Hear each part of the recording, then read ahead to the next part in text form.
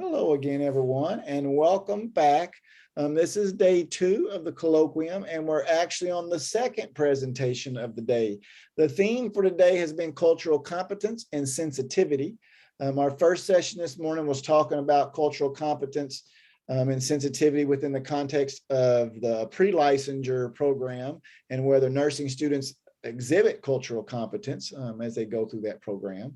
And now we're looking at cultural competence and sensitivity and within the context of education. And I'm very excited because we're blessed today to be able to have Dr. Linnell Kam share some of her research that she's doing. Aloha, by the way, Linnell. Aloha, Linnell is actually in Hawaii. And so she lives there and her research is there.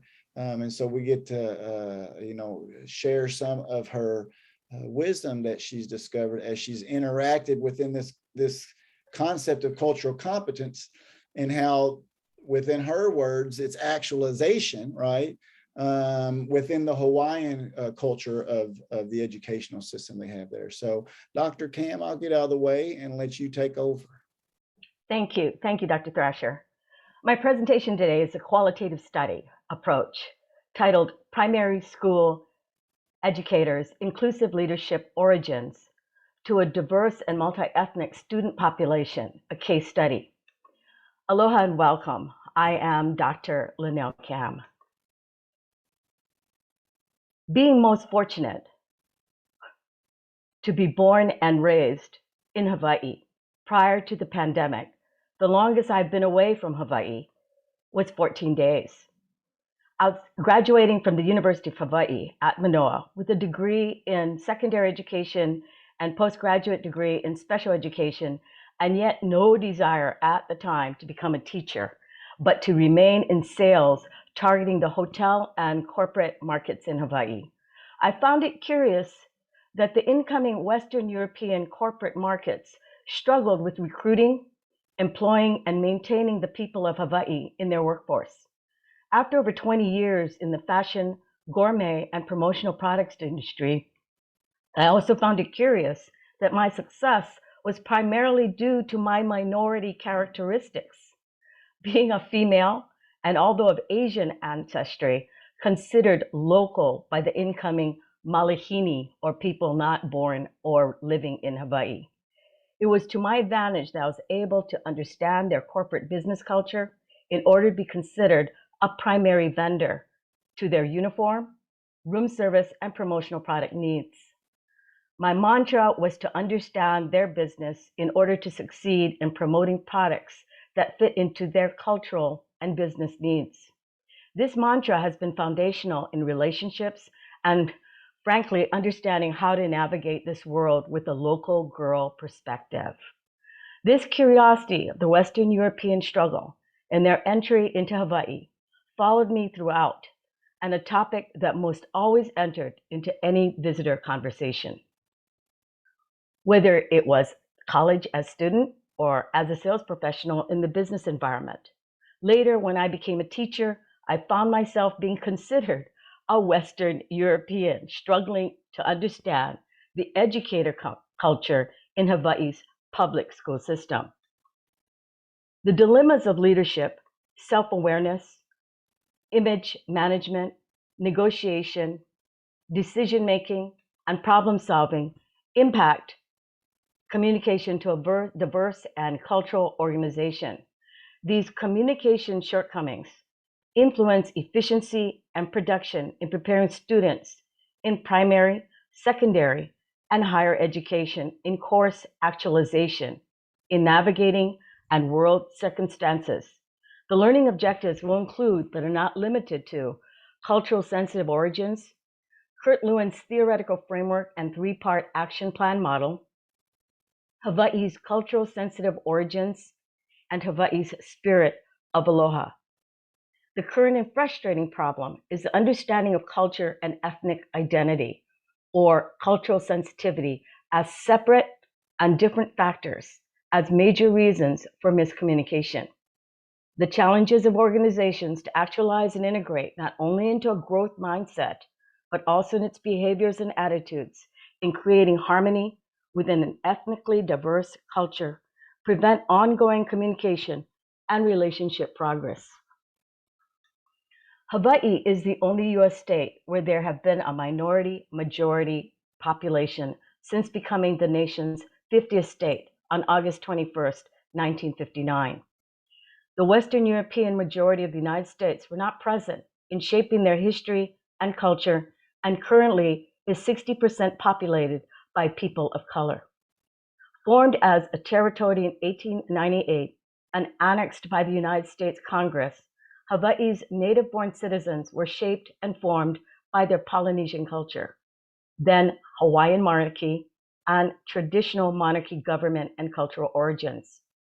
Documented arrival of Western traders in 1789, along with their all-male Chinese crew of sailors, introduced these Asian immigrants to remaining in the islands and then marrying Hawaiian women. Interracial marriage was common throughout the early 19th century and the start of a multi-ethnic and diverse culture. Hawaii's history, traditions, and customs appear to bridge the gap of education courses and actualization that Western European history fails to do. Hawaii and its unique minority-majority population has evolved from its Polynesian-shaped culture with a system of its reliance on the aina, or the land, for its food and housing, and its family focus and storytelling history in perpetuating its respect not only for the land, but for the gods who care for it and the people who sustain it. Since 1887, this minority-majority has received many ethnicities who happen upon the islands without the purposeful journey due to its tiny geographical size and its yet-to-be-charted location. Hawaiian monarchy's government and its hierarchy ruled over the designated lands that provided the sustenance and lifestyle of the island's inhabitants. It is my assertion that Hawaii's geographical size and its isolation from majority transient cultures, in addition to its monarchy-care government, contribute to its relationship-building approach to the many ethnicities that have been introduced since the 1800s, and its rationale for its minority-majority resistance to the dominant Western European North American culture. The formation of the Hawaiian Islands is based on its storytelling narratives of gods that are dominated and accepted by most who are born and raised not only in the islands, but by its generations of those ancestors that perpetuates its methodology. These tales and stories told long before human habitation were shared in the Kumulipo, which means beginning in deep darkness, the sacred creation chant of a family of the Hawaiian ali'i, ali'i meaning ruling chiefs, as delivered in the storytelling, traditional, and only mode of times, is a 2,000-line chant that provided the extended genealogy, proving the family's divine origin and tracing the family history from the beginning of the world, similar to the Western Europeans' Bible and Jesus Christ origins from the Old Testament to the arrival of Jesus Christ in the New Testament. This chant remains as an authentic work of primitive literature and served as a principal source of information on Hawaiian mythology, early culture, political structure, and way of life. I contend that this chant documents the original and traditional mode of storytelling delivery that has been carried forward as a relationship-building characteristic to its current embedded component, not only in educators' delivery style, but also rooted in family tradition. In Dr. Panagua's study of teacher-student classroom observations, he coined a theme called Habitus that connected cultural non-awareness to an internal and ingrained attitude. And with this initial study, Kurt Lewin's theoretical framework confirmed so many of my thoughts and provided me with a concrete link to this attitudinal mindset. In the course of this research, I found a continuing and nagging cultural sensitive problem.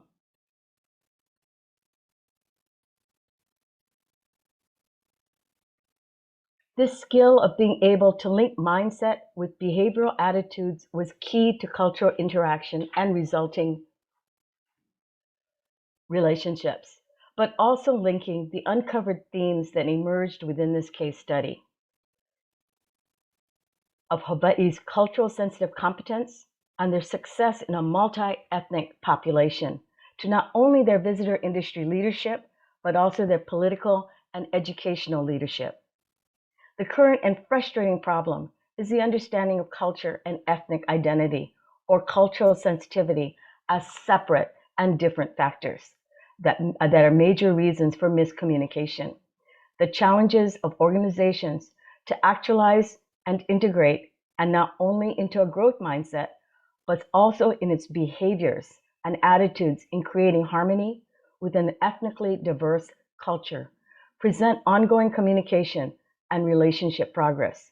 The significant reason for this study are numerous, as a study of Hawaii's elementary school teacher demographic profile is not only in their years of Hawaii lived experiences, but also in their teaching approach, in their situational context that provides the link between Lewin's theoretical framework and its psychological principles with the teacher's methodology.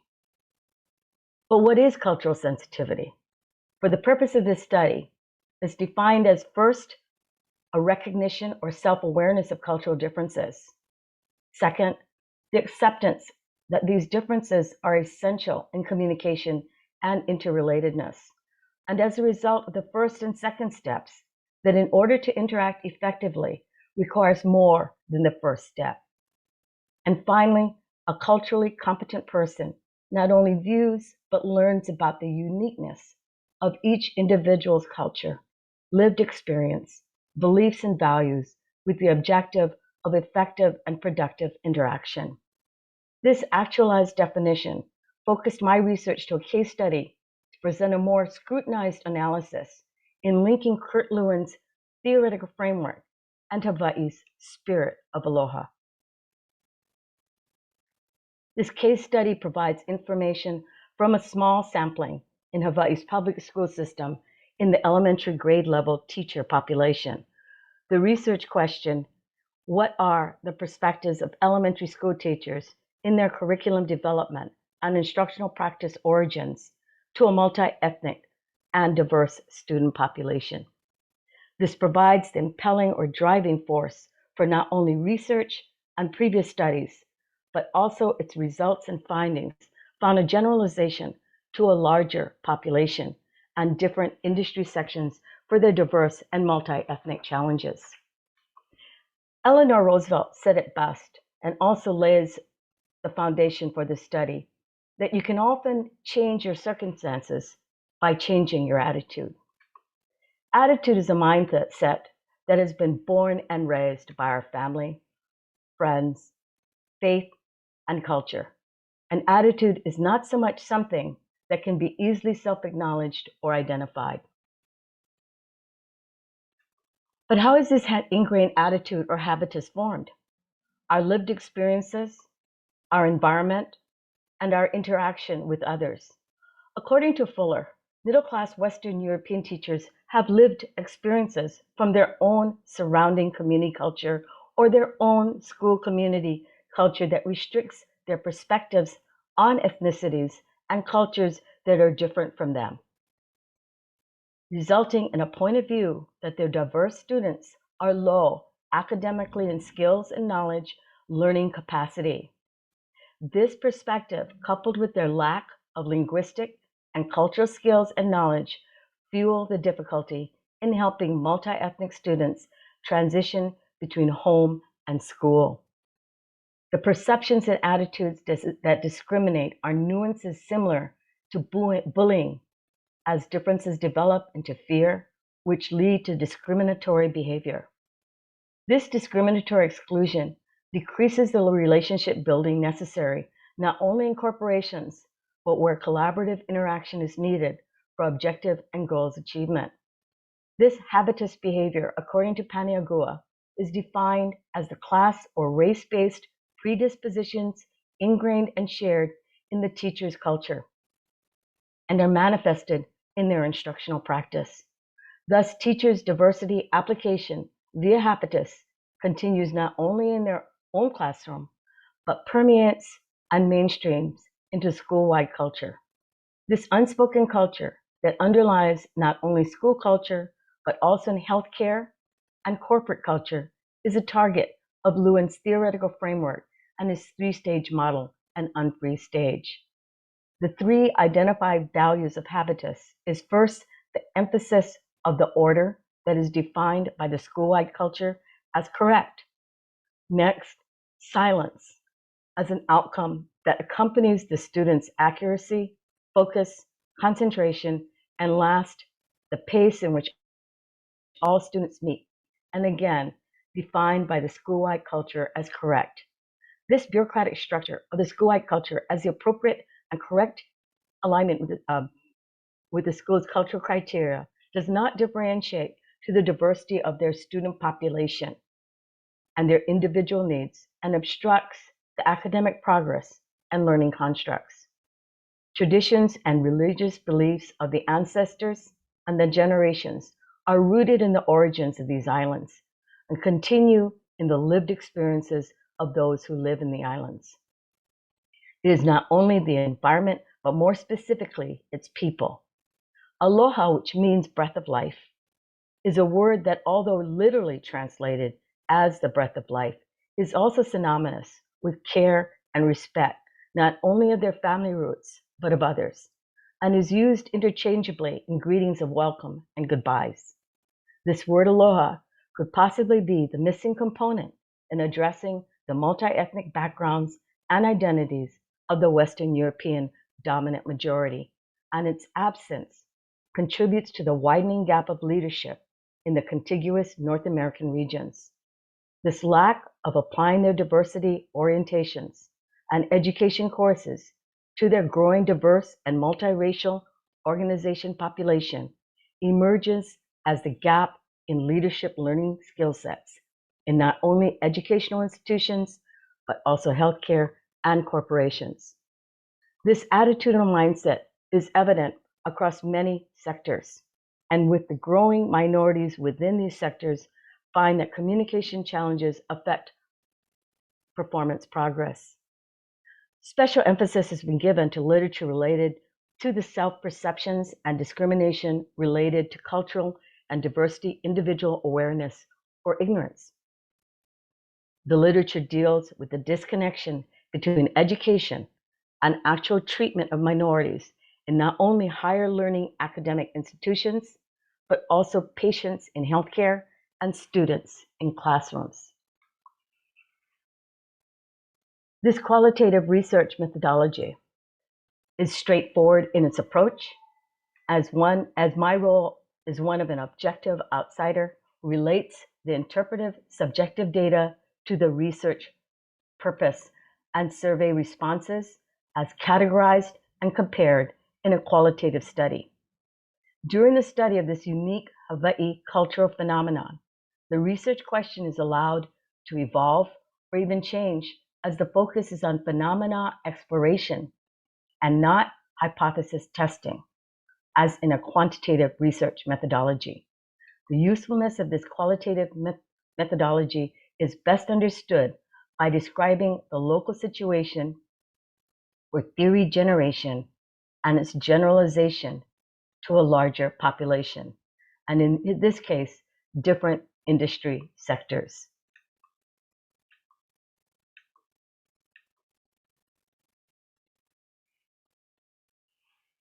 Lewin's two-part theory serves as a theoretical framework for this study.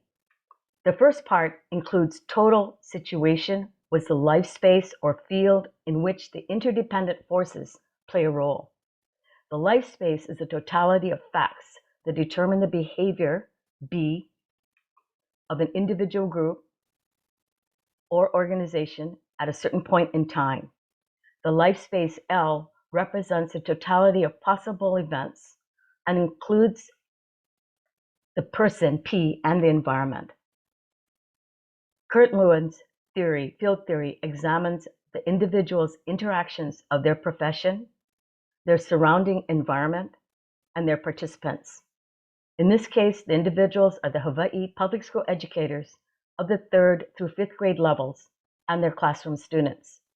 Lewin's theory and principles align with the Gestalt School of Psychology, where the behavioral outcomes of the educators or leaders are influenced by their situational context and their respective internal and external forces. Lewin references his formula of this situational life space as B equals F times PE, representing the individual or group at a certain point in time, F as the forces that influence a situation, P as individual within the individual or group at a certain point in time,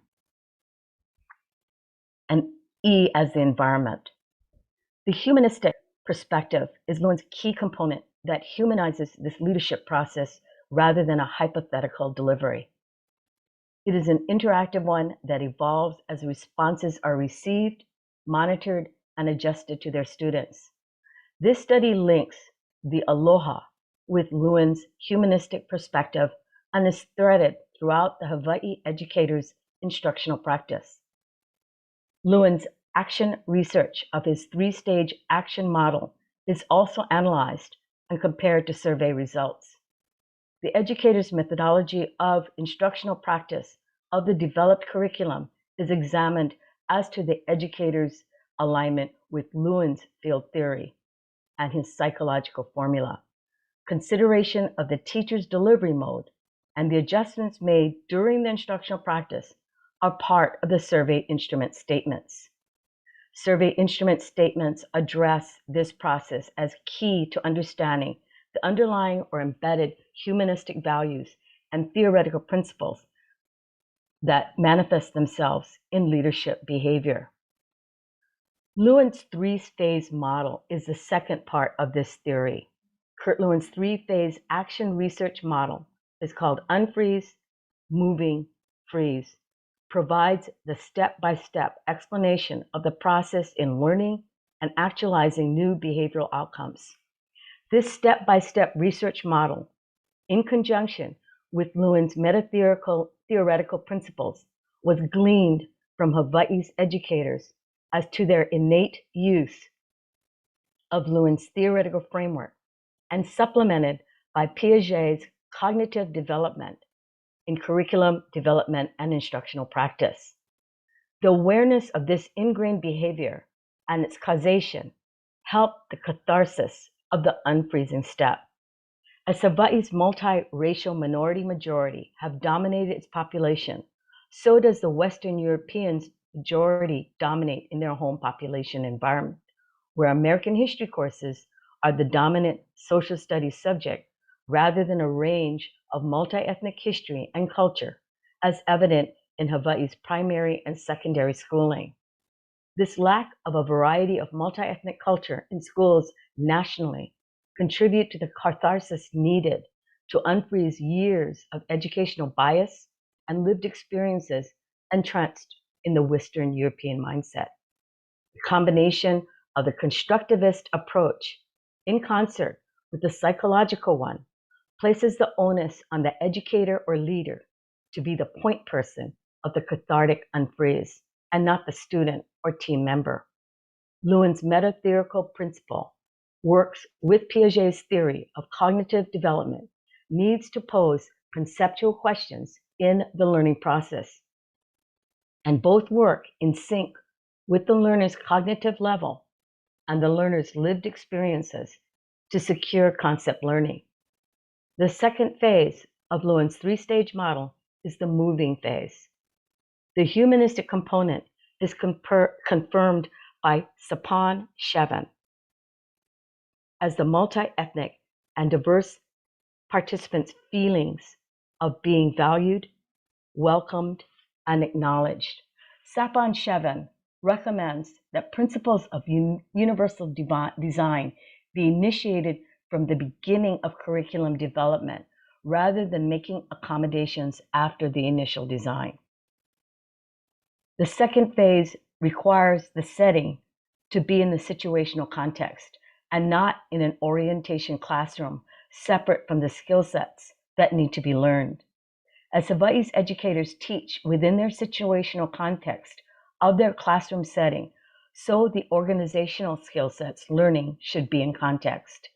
The corporate team would need to learn not only the hard skill sets, but also the soft interrelational skill sets during this moving phase.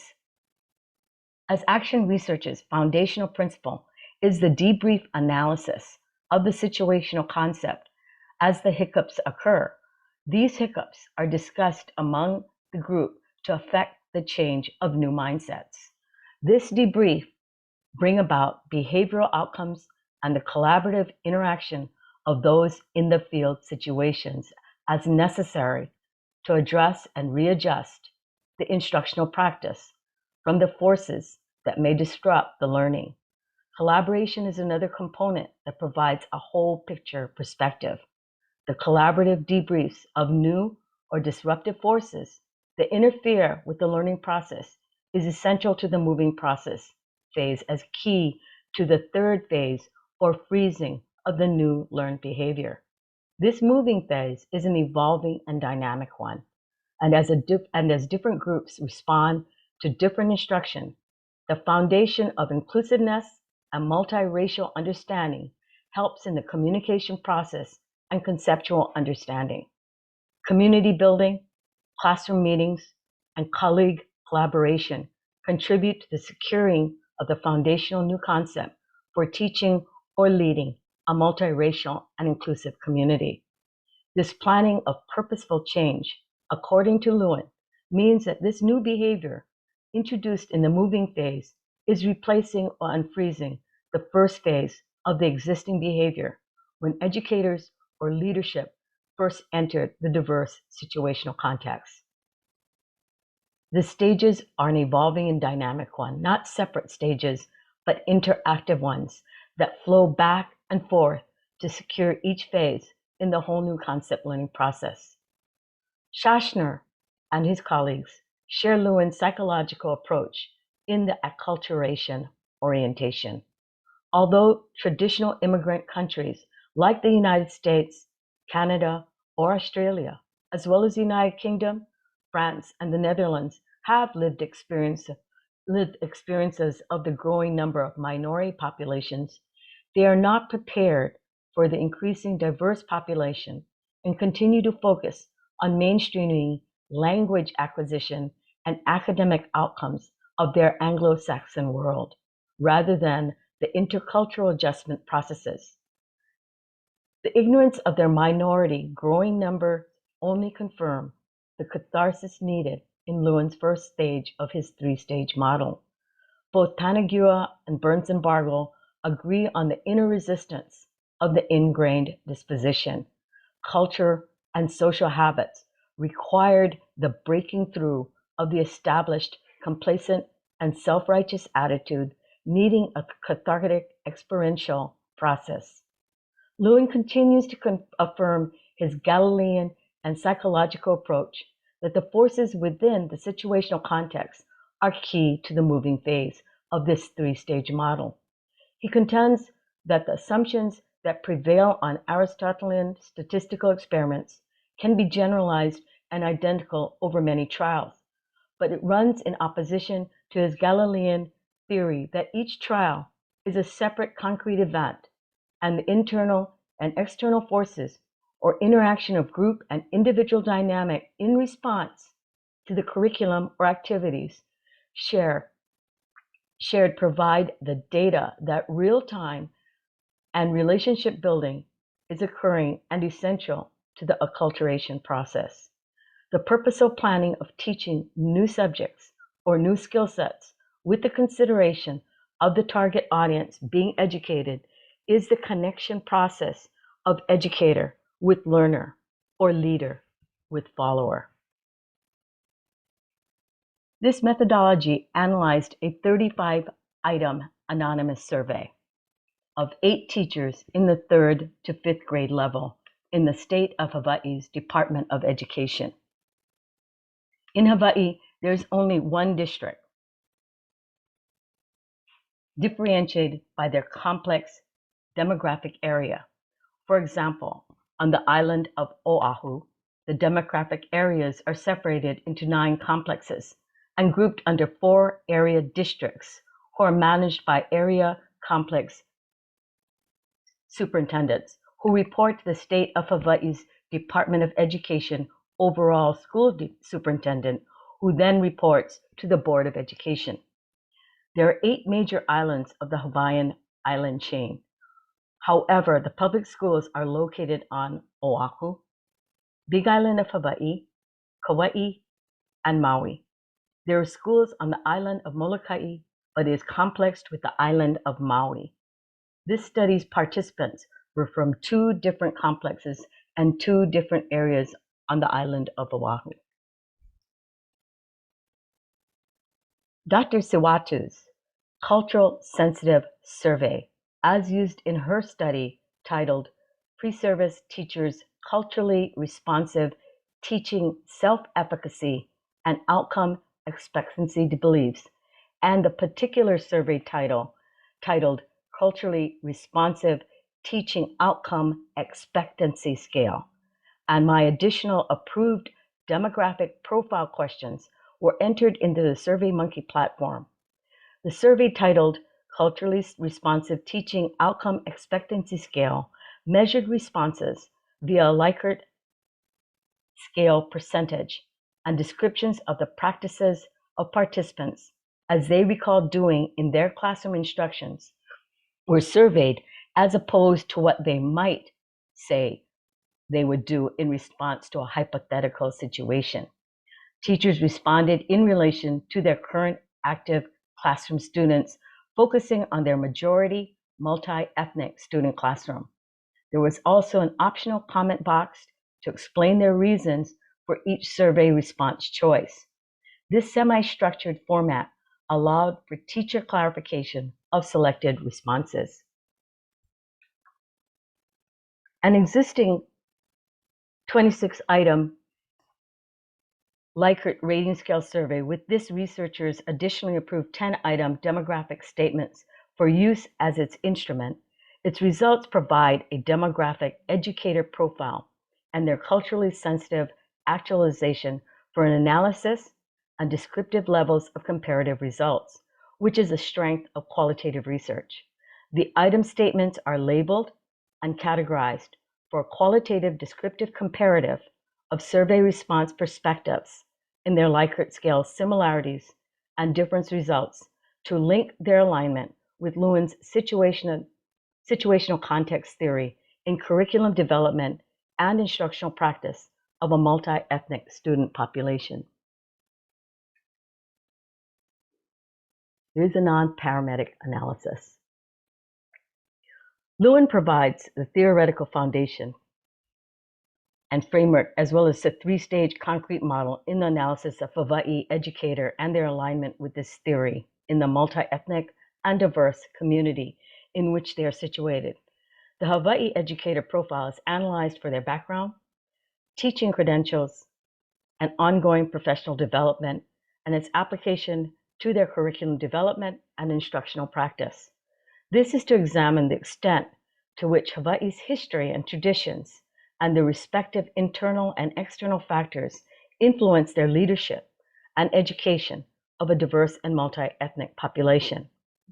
Hawaii's spirit of aloha is an intangible feeling, will be linked to Lewin's 2-part theory and evidence its origins as an external and internal force towards an action plan or actualization of this spirit via these 3rd through 5th grade level teachers' instructional practice in Hawaii's Department of Education public school system. The survey instrument results addresses the research question and the participants' training and pre-service course background, profile, curriculum development, strategic instructional practice, and their situational context as considered source in their curriculum activities.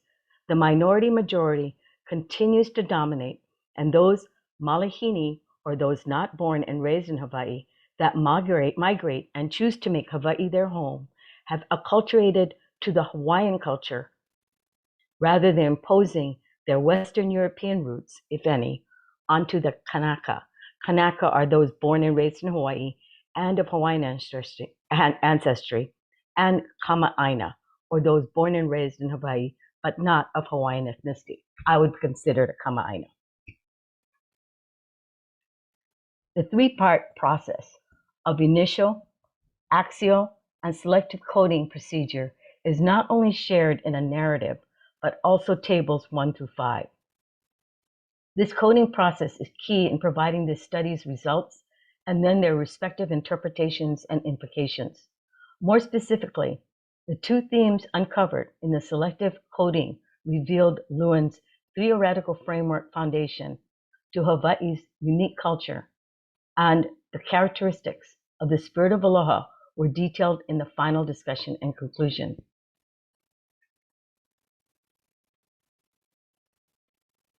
The initial coding stage, as noted in Table 2, lists relationships and were the literal words or thematic concepts in item numbers 2, 13, 16, and 17. Although teaching methods was a literal word category assigned to items 3, it could also be assigned to instruction matched to learning preferences, as noted in items 4, 9, 10, 11, 20, and 27.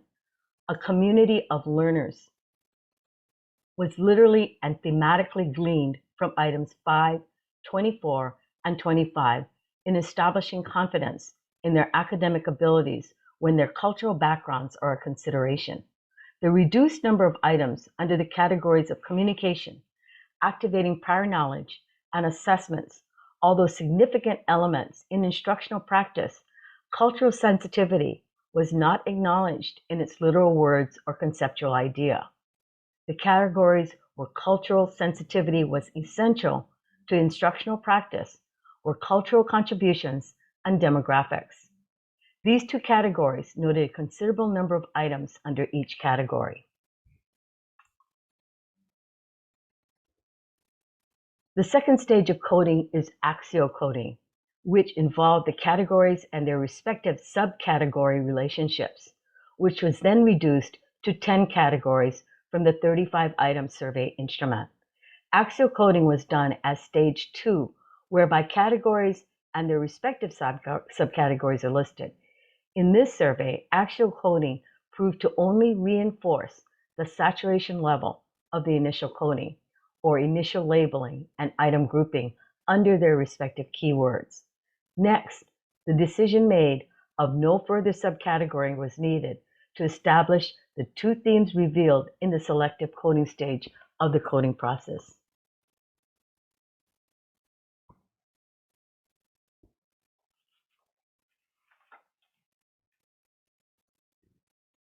Referencing the survey instrument, the participants' majority consensus was extrapolated and placed in these tables 6 and 6A, which present a culturally sensitive educator profile. Results of the coding process used for this qualitative approach found the majority of item questions grouped under 4 keywords and phrases as placed in Table 6. This greater percentage acknowledges the cultural sensitive supporting learning behavior outcomes, as opposed to the lower number of item questions where learning behavior outcome is not attributed to keywords or phrases as presented in Table 6A. Although Table 6 did not reveal any surprising outcomes, Table 6A exhibited 6 keywords or phrases long attributed to the new concept knowledge learning. These surprising results were not strongly attributed to cultural sensitivity in instructional practice. Teaching methods, communication, and assessment continue to be used under behaviorism learning theory of 19th century, where external stimuli are used for instructional practice as developed from teacher curriculum. Skinner and Pavlov did not take into consideration the target audience and left out the important relationship building component. The 20th century cognitivism learning theory of activating prior knowledge as an instructional theory used the internal brain process of how it processes current information from existing knowledge and refers to taxonomies of learning outcomes, such as Bloom's taxonomy, which also informs of a lack of interactive bonding. The results found the Hawaii educator's perspective falling under the updated learning theory of cognitive constructivism, which is a component of Lewin's theoretical framework and is one of two theories, the other being connectivism, where the focus is on the learner and therefore an interactive one with their teacher. According to Piaget, the learners construct their own learning from knowledge drawn from their own personal lived experiences. For example, project-based learning facilitated by instructors posing questions to help those struggling learners to identify with new or complex concepts is an interactive learning experience. The third stage of coding was selective coding. There are two thoughts presented in selective coding, both of which were used in analysis. The first thought by Glasser restricts categories to the theme or category. The second thought by Corbin and Strauss related the data and the theory that surfaced through analysis, also referred to as theoretical coding. The situational context, as per Lewin's theoretical framework formula, is the participant's 3rd to 5th grade level classroom. The real-life situation of teaching to a multi-ethnic and diverse student population is a Lewin theory component. The percentages displayed exhibit a saturation level for the item majority of responses and indicate a consensus to the survey items. Kurt Lewin's theory is based on the behavior influenced by the context of which an individual operates, and also the respective forces within the social context. The total situation in life space in this case study is the participant's multi-ethnic and diverse student classroom. The interdependent forces that play a role in the behavior outcome are the participants' cultural sensitive behavior outcomes. Keywords as noted in this table describe the participants' life space in relationships, community of learners, instruction matched to learning preferences, cultural contributions, and demographics, aligned to Lewin's theoretical framework formula in keywords of behavior, group at a certain point in time, and environment. Hawaii's spirit of Aloha is found in the revised statute 5.75 and is the next selected theme. The expressive characteristics of tenderness, harmony, pleasantness, modesty, and perseverance are actions or behaviors, not theoretical sayings. These actions are manifested in the survey item responses and reinforced by 2 participant responses in the optional comment section, clarifying their responses. One teacher in item number 12 commented, "Developing a sense of pride and belonging are huge to positive outlooks." It further explains the item's appreciation for their culture when they are taught about the contributions their culture has made over time. This aligns with the behavior of patience as expressed in perseverance. Item numbers 5, 24, and 25, labeled under the category of community of learners, demonstrate unity as expressed in harmony. Item numbers 2, 13, 16, and 17 as keyword relationships align with the spirit of Aloha's keywords of kindness and agreeable, expressed as behaviors of tenderness and pleasantness, respectively. This theme is manifested in the strategic vision and actualized promise plan of Hawaii's Department of Education public school system. This strategic plan, founded on equity, excellence, includes but not limited to Hawaii's uniquely Hawaiian values and sense of place, and will equip students for local and global leadership and the ambitious community, career, and college goals of their choice. The Aloha spirit underlines not only the state of Hawaii's beliefs and values as acknowledged in their revised statute, but also in their public school system strategic vision and actualized plan of promise.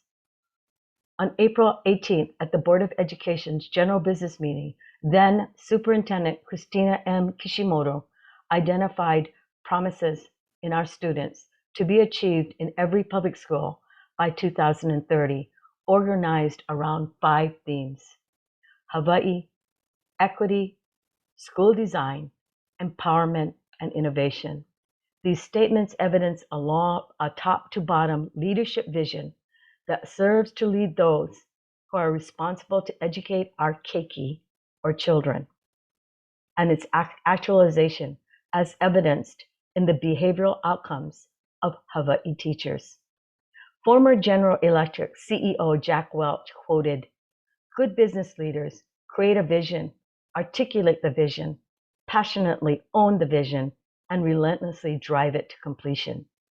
The keywords or codes, when referenced to Kurt Lewin's theoretical framework and Hawai'i's spirit of Aloha, descriptive explanations, were then linked and exhibited in the coding process of Stage 3's selective coding stage.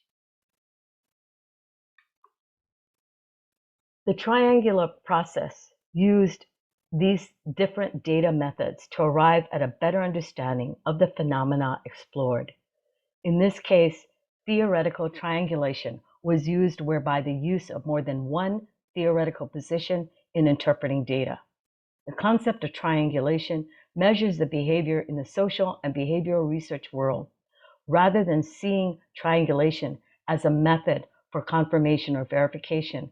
Qualitative researchers generally use this technique to ensure that research is prosperous, forceful, far-reaching, and well-developed. Lewin's Action Research Program provided their perspective and took into account the social, cultural, interactional, emotional factors that are involved in the teacher-student relationship.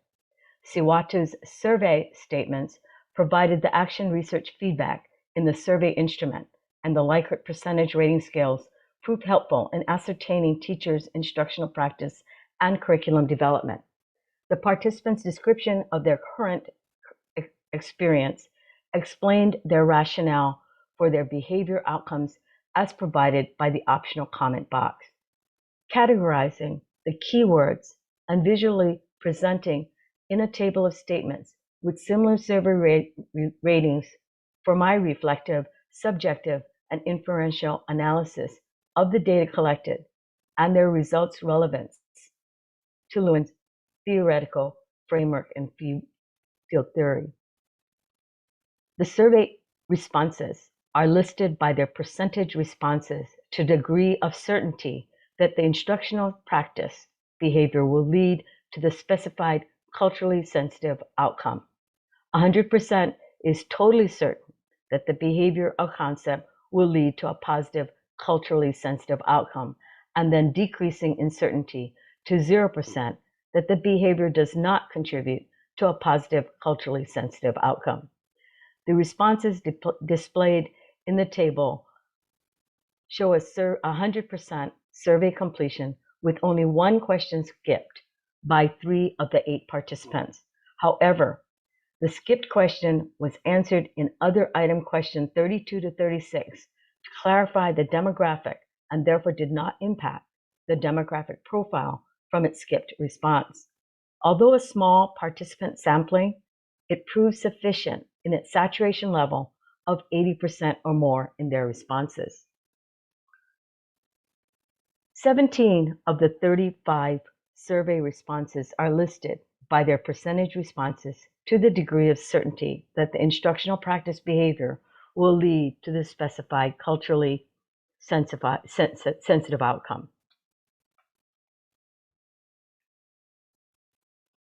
In times of change, it is the learners who inherit the earth. The learned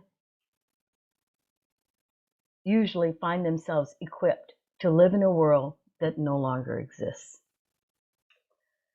Descriptive analysis in relation to the research question includes a coding process in qualitative research where software analysis was not used. the study's research question: what are the perspectives of elementary school teachers in their curriculum development and instructional practice origins to a multi-ethnic and diverse student population linked to general qualitative categories of first, the demographic category, and second, the analysis category in reporting results. Demographic examples include, but are not limited to, years lived in Hawaii, years of employment, born in Hawaii, and born outside of Hawaii. Descriptive analysis addressed the participant cultural sensitivity perspectives in their classroom, curriculum development, and instructional practice.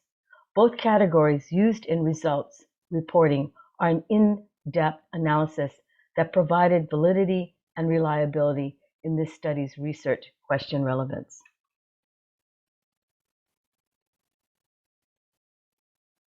Descriptive analysis, identifying the cultural sensitive profile of Hawaii's educators in concert with their demographic profile. The survey responses provided the start of understanding the communication challenges of a multi-ethnic and diverse community and their learning preferences. Dr. Siwatu's survey instrument, with the approved additional demographic questions, displayed the educators' cultural sensitive skills and methods underlying the curriculum development and instructional practice. The group survey items under their respective keywords was part of the coding process. This coding process further defined the participants' instructional practice foundations, and then certainty percentage responses evidenced a consensus.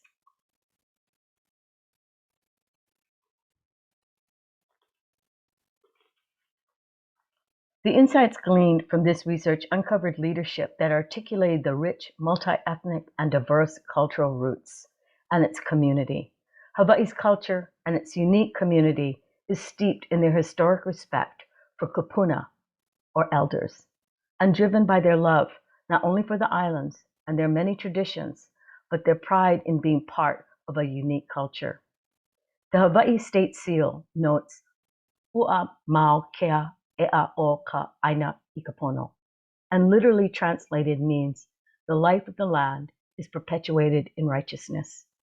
The Hawaiian language has so much more underlying meaning than its literal translations. For instance, mau implies an unending continuation, and ea means breath and life. Thus, the land is given life, as Hawaii's people have long understood this statement in the respect for its environment. The challenge of narrowing the gap between education and actualization from a theoretical perspective is narrowed with an action plan that truly collaborates, provides feedback, and bonds the team-building objective as stated in Lewin's two-part theoretical framework. The recommendation in planning these workshop sessions include, but are not limited to, the suggested topics of their ethnic culture and then its traditions, history, art, religion, based on the culture's prioritized issues. If this is too complex, initially lighter subjects such as food and arts may be an introductory session. This is part of an ongoing action plan and does not end as personnel leave or are newly hired. This action plan that addressed diversity and culture is part of the vision and mission and practiced with fidelity and succeeds in culturally sensitive behavioral outcomes in whatever role or position. Although this action plan provides a program that helps to bridge the gap between learned knowledge and application, its research study development had its challenges during the process that needed close monitoring to increase its validity and reliability and not reduce or limit its completion. Delimitations or circumstances beyond my control was Hawaii's Department of Governance and Compliance and the pandemic. Hawaii's Department of Education Governance and Compliance Department is a voluntary committee which meets once a month. There is no face-to-face or phone conversation procedure. The completed application is all that is submitted. Any questions or concerns that arise will be sent to the researcher to be responded to in the next monthly meeting. COVID-19 and the panic and anxiety that accommodated it proved the impetus for remote learning as the immediate solution, with the unexpected consequences in addition to the family dynamic. Having your children home 24/7 became a tremendous challenge, not only for the family, but the teachers as well. Selecting a qualitative versus quantitative methodology proved relevant to establishing an educator cultural sensitive profile. Although a numerical analysis would have also confirmed a culturally sensitive profile, its numeric analysis would not have linked Hawaii's spirit of aloha into a quantifiable and valid numeric analysis. I found the coding process of keyword alignment proved a more valid and reliable analysis. Leadership is crucial in sustaining cultural sensitivity as exhibited by Hawaii's legislation that provided the impetus for the spirit of aloha's cultural maintenance. Prioritizing the relationship as essential has been the foundation of Hawaii's decision-making and cannot be found in history books or research. Its decision-making foundation has proved problematic in presenting Western Europeans with many unfamiliar Hawaiian standard operation procedures. For example, government contracts and their respective departments involve many more levels of oversight and approval, funding, and more paperwork than necessary, which all tend to delay the process. Although the Western European influence dominates its economy, it does not dominate its culture. The spirit of aloha underlies Hawaii's culture and is not exclusive to those born and raised. It is spread with the love we hold for one another as passed down from generation to generation and passed to those willing to adopt, and accept its attitudinal mindset.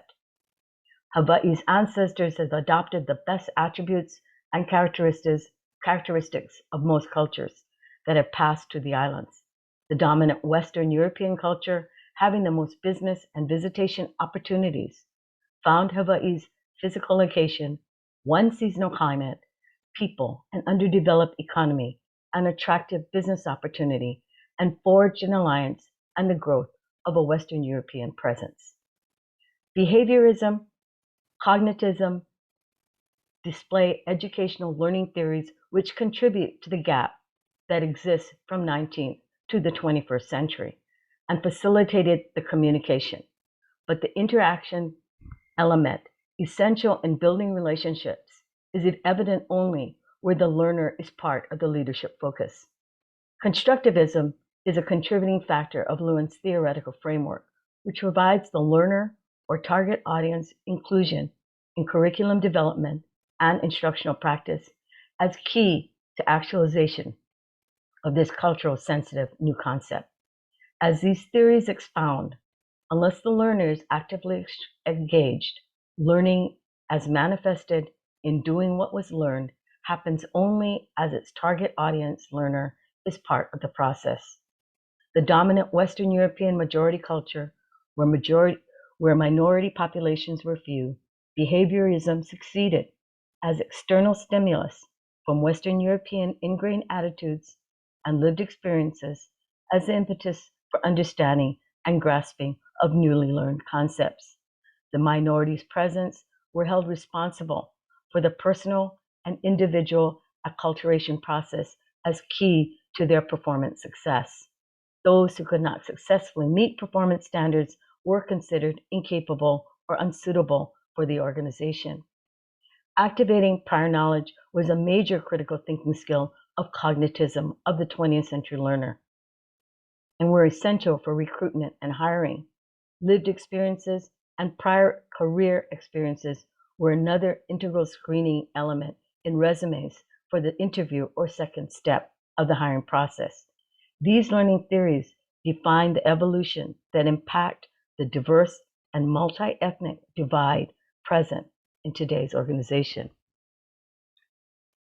The assumption of this study is to inform other industry sectors of Hawaii as an academic exemplar research and evidence of Lewin's theoretical framework as a successful foundational theory contribution to the acculturation process.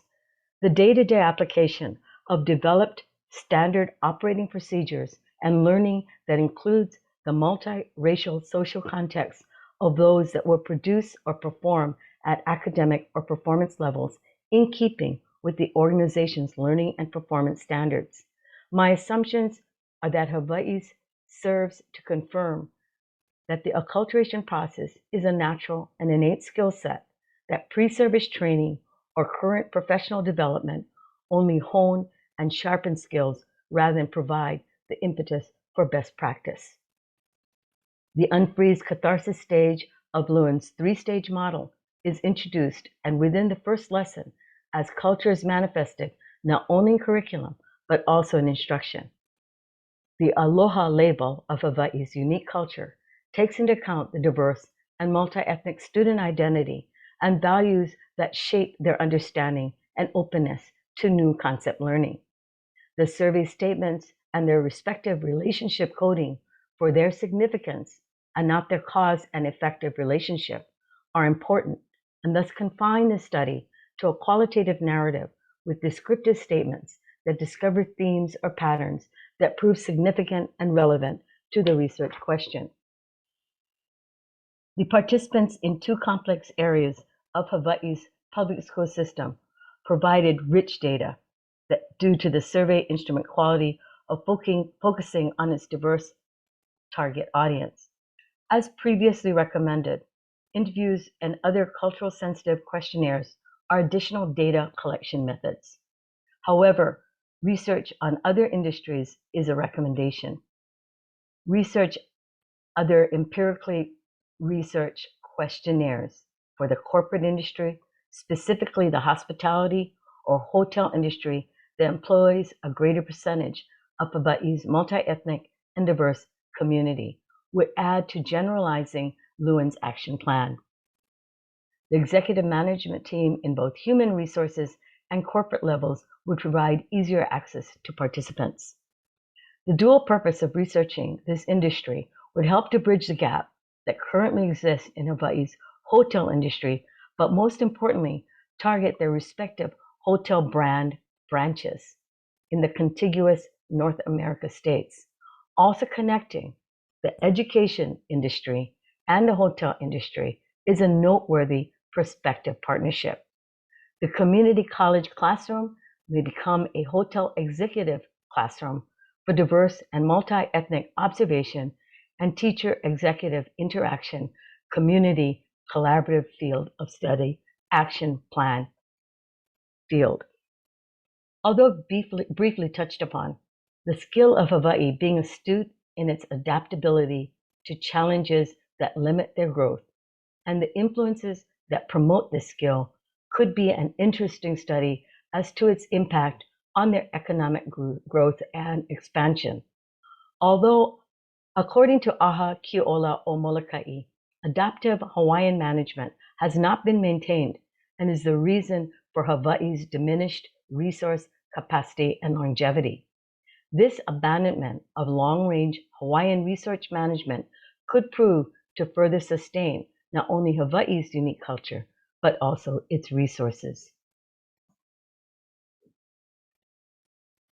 The methodology provided the roadmap towards the documentation of the results and then their respective interpretation for discussion, conclusions, and implications for further study. Narrowing the gap between education and actualization, not only in the field of education, but also in its generalization to other industries, is the greater purpose of this study. And the findings from their survey response results presented a culturally sensitive teacher profile that underlines their curriculum development and instructional practice. The results findings link Kurt Lewin's two-part theoretical framework and Hawaii's spirit of Aloha.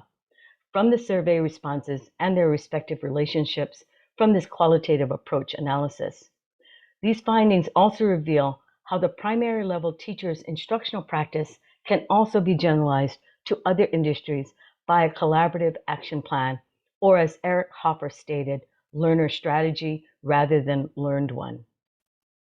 The spirit of Aloha is manifested in the revised statute definition of actionable verbs and adjectives that anyone who has adopted its behavioral outcomes will not only establish their sense of place wherever they go, but also provide a relationship building tool as provided by Hawaii's ancestors and unique cultural history. Aloha is the essence of relationships in which each person is important to every other person for collective existence. Aloha means means to hear what is not said, to see what cannot be seen, and to know the unknowable. This study's research linked and aligned to Lewin's theoretical framework and their soft skill applications evidenced that this island culture served to be a situational context of a cultural sensitive educational model for those organizations that continue to struggle with their growing minority population. Its results found that the recommended action plan, and one that would serve not only those industries with diverse and multi-ethnic challenges, but also place Hawaii as a viable economic and educational resource venue. Mahalo, and thank you for listening to this research. I also have contact information, and I do also have the survey that I was linking to, just in case you wanted to sort of view what they actually was said in the statements and all those keywords. At this time, I'd be open to questions. I'm sorry I went over a little bit. I thought I had it down, but I guess I didn't. I would not worry. That is actually okay to go over. We have extended time on purpose so that people can ask, or if you need additional time to go into deeper concepts. So Dr. Cam, thank you so much for sharing your research with us. I'll sort of right now, let me turn my camera on, summarize some of the thoughts that I had throughout the presentation, and then this may allow other folks, if they have anything to share, to also put together some ideas and comments. But I think, you know, the thread that I heard you repeat multiple times, and sometimes people from outside the culture may not even be able to really internalize its full meaning, but for you, this idea of the spirit of aloha. The spirit of aloha. And for you, aloha has major deep levels of understanding beyond what a tourist does when they show up and say, aloha, aloha. You know, they're throwing it around like it's a hello and I sound, you know, local. But for you, when you say aloha, it has meanings that many folks outside of that culture cannot 100% comprehend. You know, they don't have the experiences and associations through life to have those multiple meanings. So, but the spirit of aloha, I think, was a theme that you mentioned that is very critical to some of y'all's identity. And I also think it was really impressive that your state legislation is actually mandating concepts like kindness, unity, being agreeable and pleasant towards each other, humility, right? I mean, some very important patience are part of what y'all are saying we want to see taught in our schools, because these are what we value in our citizens to grow up and treat each other like when they become adults. These are the things that we appreciate and continue with the harmony in our culture. I do have a question for you though, Dr. Cam, and I wonder to what degree, and I know social media always is sort of pops its head up, but I wonder to what degree is the battle to keep the indigenous culture difficult to hang on to when you have the social media of the main culture constantly encroaching into the world of the teenagers and the newer generations. And I told you about some of my work with some of the reservation out here in Arizona, and it was the newer generation who were actively sort of resisting the older generation. They were actively not wanting to learn the indigenous language. They only wanted to hurry up and learn English. They only wanted to get out of the reservation land and jump into the mainstream. And it's mostly because when you get on the internet, everything is in English. your movies and everything, you're just drawn to that and you're drawn away from your culture. And I wonder if you think that insidiousness sort of that, that draw away from what y'all value is occurring, and it sometimes is difficult when you're fighting something like social media. Definitely a big impact, social media. However, what the Department of Education has done to counteract is we have what we call Hawaiian immersion schools in the public school system. And what it is, they only speak Hawaiian. And it's kindergarten through, I believe, 6th grade. So can you imagine, okay, first they're only English speaking. They're getting thrown into where they can only speak Hawaiian. And then at 7th grade or 6th grade, they come to what I was teaching, a 6th grade teacher, and they can't speak English. So it was very difficult, and parents, even the parents are English speaking, but they threw their kids into a Hawaiian immersion school so they could have, a dual language and still preserve their culture. Social media has definitely impacted my my nephew and nieces, or that level below me, who have gone on to colleges in the North American states and choose not to understand their respect for kupuna. And it's very important in the storytelling nature of generation to generation to continue to share this with these children who are socially impacted by social media and their peers. It's been difficult. We are losing them. They like the North American, they like the Western European dominant, but then guess what? They move there. Okay, they choose not to stay here. Also, the cost of living is high. So not only social media and the culture that they reject, but a lot of them, I'm not saying I know all of them, they come back. They may not come back to live, but they come back because they miss that family. They miss that generational storytelling, stories of what they have heard before, and are willing to, as they mature, are willing to understand that it is a part of their identity, and they miss it. So that's in response to your question. Yeah, I think that's probably, I bet, a common variable that you'll see in most scenarios. People who start off in one type of environment that they grew up in may decide, hey, I'm gonna go try something else out there in the world for a little bit. And it could just be, sometimes I'm gonna go switch religions even, might not always be difference of cultures. And then some point in life, they crave going back to what the new culture doesn't provide to them that they had in their original. Exactly. And crave is a good word. and then sometimes maturity and time and experience helps people make that revolution, back to where they started. And not always be gone forever and never retrace their steps. There is value in remembering your roots. There is. And those who sort of made you who you are today. We're all a little bit of a piece of every person in our family and friends and life who have made us who we are. They've added a little bit to us today. Okay, mahalo and aloha. Everybody enjoy the rest of your day. I'll upload the recording and we will send this around. Thank you again, Dr. Cam. Thank you so much. Bye-bye. Thank you. Bye. Bye-bye. Thank you.